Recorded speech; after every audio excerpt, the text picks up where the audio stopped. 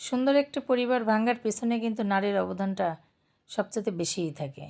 হ্যাঁ, সত্যিই তাই। আমি একটা নারী, আর আমি আরেকটা নারীর কথা বলছি, আসলে নিজের কাছেও অনেক লজ্জা লাগে, কিন্তু না বলে আর পারি না। আমাদের চারপাশটাই দেখি আজকাল সুন্দর সুন্দর ফ্যামিলি, সুন্দর সুন্দর সংসারগুলো ভেঙে যাচ্ছে একটা নারীর কারণে।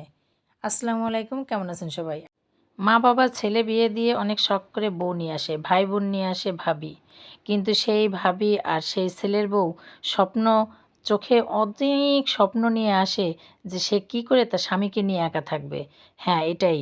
আমাদের অনেক স্বপ্ন থাকে মা বাবা ভাই বোনের, যে আমার ছেলেকে বিয়ে দিছি অথবা আমার ভাইকে বিয়ে দিছি, আমরা সবাই মিলে একসাথে থাকবো। কিন্তু একটা মেয়ে যখন নতুন বউ হয়ে আসে, তখন তার চোখে স্বপ্ন থাকে সে কী করে তার শুধু স্বামীকে নিয়েই আলাদা হয়ে থাকবে।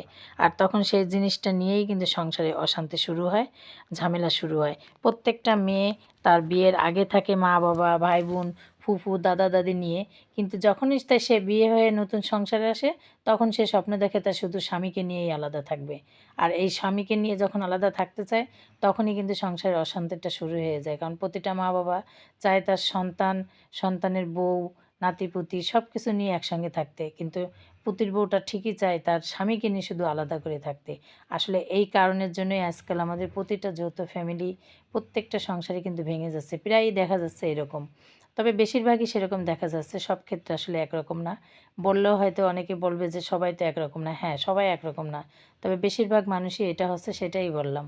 আর আমাদের মধ্যে যাদের এই চিন্তা ভাবনাটা থাকে যে আমার স্বামীর সংসার করব, তার ভাত খাবো, সব করব, কিন্তু তার মা বাবা ভাই বোনকে দেখতে পারবো না।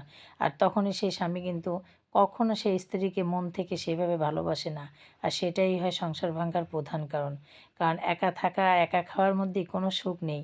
সবাইকে নিয়ে থাকে খাওয়ার মধ্যেই অনেক আনন্দ। এটা আসলে যারা না করছে তারা কখনো বুঝবে না।